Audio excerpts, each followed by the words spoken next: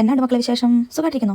ഇന്ന് എന്തുണ്ടാക്കും എന്ന് ആലോചിക്കുന്ന സമയത്താണ് നമുക്ക് നല്ല അടിപൊളി ഒരു മീൻകറി ഉണ്ടാക്കിയാലോ എന്നൊരു ആലോചന. അപ്പോൾ എങ്ങനെയാ ഉണ്ടാക്കല്ലേ? അപ്പോൾ ആദ്യം തന്നെ കുറച്ച് ഐറ്റംസ് നമുക്ക് സെറ്റ് ആക്കി ശേഷം ഞാൻ ഇവിടെ നല്ല കിളിമീനായിട്ട് എടുത്തിരിക്കുന്നത്. നിങ്ങൾക്ക് ഇഷ്ടമുള്ള ഏത് മീനും എടുക്കാം കേട്ടോ.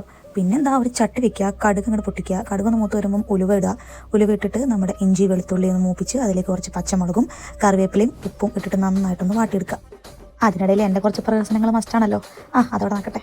അതൊന്ന് വാടി വരുമ്പോഴേക്ക് അതിലേക്ക് നമ്മുടെ തക്കാളി കുട്ടന്മാരെയും കൂടെ പെറുക്കിയിടുക.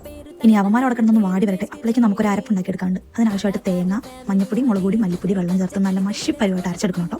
അരച്ച ആ മിക്സ് നമ്മൾ വാടി വന്നിരിക്കുന്ന തക്കാളിയിലേക്ക് ഇട്ട് ആവശ്യത്തിന് വെള്ളവും ഉപ്പും ചേർത്ത് നന്നായിട്ട് ഇളക്കാം കേട്ടോ. പിന്നെ നമ്മുടെ മീൻകറിയിലെ മെയിൻ ആയിട്ടാണ് ഈ മാങ്ങ. അധികം പുളിയില്ല എന്നാൽ മധുരവും ഇല്ലാത്ത നല്ല പരുവത്തിലുള്ള മാങ്ങയായിരുന്നു കേട്ടോ. അതിന് ചെറിയ കഷ്ണങ്ങളായിട്ട് ഇട്ട് കൊടുക്കുക. പിന്നെ അധികം പുളിയില്ലാത്ത മാങ്ങ അതുകൊണ്ട് ഞാൻ 2 കഷ്ണം കുടംപുളിയും കൂടെ ചേർക്കുന്നുണ്ട്. എന്നിട്ട് നമ്മുടെ മീൻകുട്ടന്മാരെ അതിൽ പെറുക്കി വെക്കുക, മൂടി വെച്ച് അങ്ങോട്ട് വേവി. പിന്നെ മീൻ നന്നായി വെന്ത് വരുമ്പം ഇടയ്ക്ക് ചട്ടി ഒന്ന് ചുറ്റിച്ച് കൊടുക്കണേ, അടി പിടിക്കാണ്ട്.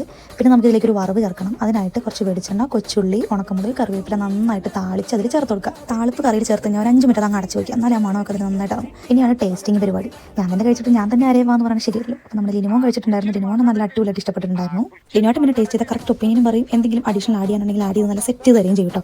അപ്പോൾ എല്ലാവരും ഒന്ന് ട്രൈ നോക്കുക. നല്ല കുത്തിരി ചോറിൻ്റെ കൂടെ ഈ മീൻകറിയും ഒരു പപ്പടം മാത്രം മതി ചോറിന്. അപ്പോൾ ഇനി പുതിയൊരു വീഡിയോ ആയിട്ട് വരാം. അപ്പോൾ എല്ലാവർക്കും ബൈ ബൈ.